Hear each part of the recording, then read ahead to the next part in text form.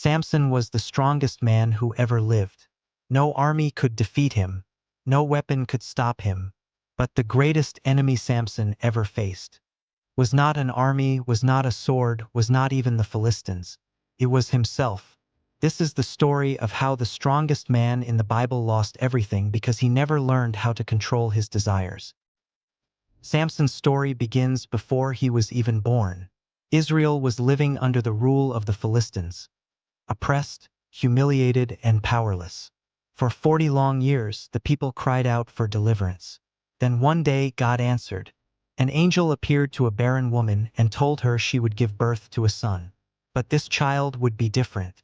He would be a Nazirite set apart for God from birth. No razor would touch his head. No strong drink would pass his lips. His life would belong completely to God. And God made a promise. This child would begin to deliver Israel from the hands of the Philistines. His name was Samson. As Samson grew, it became clear that God's Spirit was upon him. His strength was unnatural, overwhelming, terrifying. One day, while traveling alone, a young lion attacked him. No weapon, no armor, no help. Samson tore the lion apart with his bare hands. But here's the warning sign most people miss. Samson never thanked God. He never stopped to worship. He simply moved on. His strength was real, but his discipline was not. Samson was chosen to fight the Philistines, but instead of avoiding them, he was drawn to them. In the Philistine city of Timnah, Samson saw a woman, and that was enough. He went to his parents and said, "I want her. Get her for me." They warned him. They begged him to choose wisely. But Samson didn't listen. This would become the pattern of his life. God gave direction. Samson followed desire, and desire always came at a cost. Samson married the Philistine woman, but conflict followed him everywhere.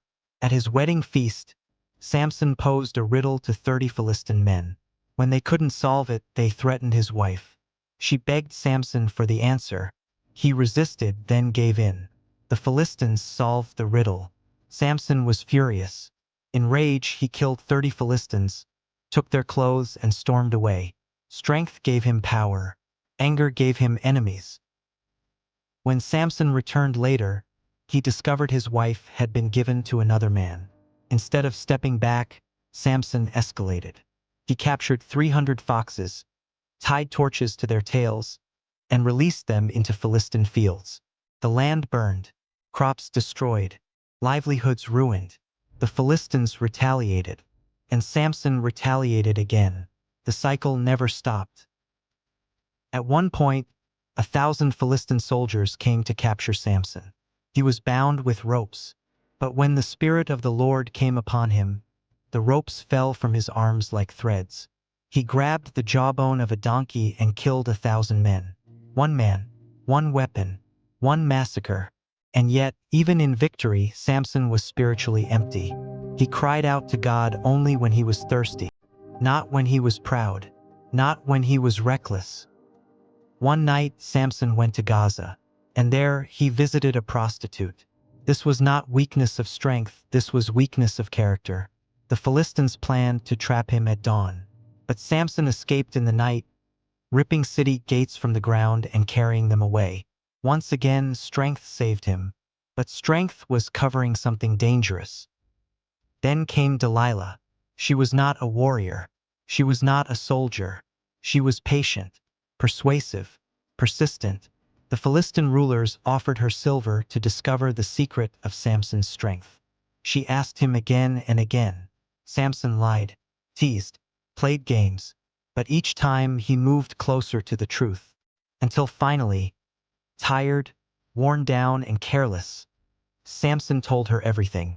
He revealed the vow, the hair, the calling, the secret that belonged to God. While Samson slept, Delilah called a servant. A razor touched his head, and for the first time in his life, Samson lost his strength. The Philistines seized him, gouged out his eyes, bound him in chains. The strongest man in the world became a blind prisoner. The Bible records a chilling line. He did not know that the Lord had left him. Strength was gone, calling abandoned, destiny delayed. Samson was forced to grind grain in prison. Later, the Philistines brought him out to entertain them in the temple of their god. Thousands gathered. They mocked him, laughed at him, celebrated his fall. Samson asked a servant to guide him between the pillars. For the first time in his life, Samson prayed with humility, not for revenge, not for pride, but for strength one last time. God answered. Samson pushed against the pillars. The temple collapsed. The Philistine rulers were crushed. The people destroyed. In his death, Samson defeated more enemies than in his entire life. But the victory came at the highest cost. The strongest man in history died broken, blind, and buried under rubble. Samson's story is not about muscles. It's about self-control. He could defeat armies but couldn't defeat temptation.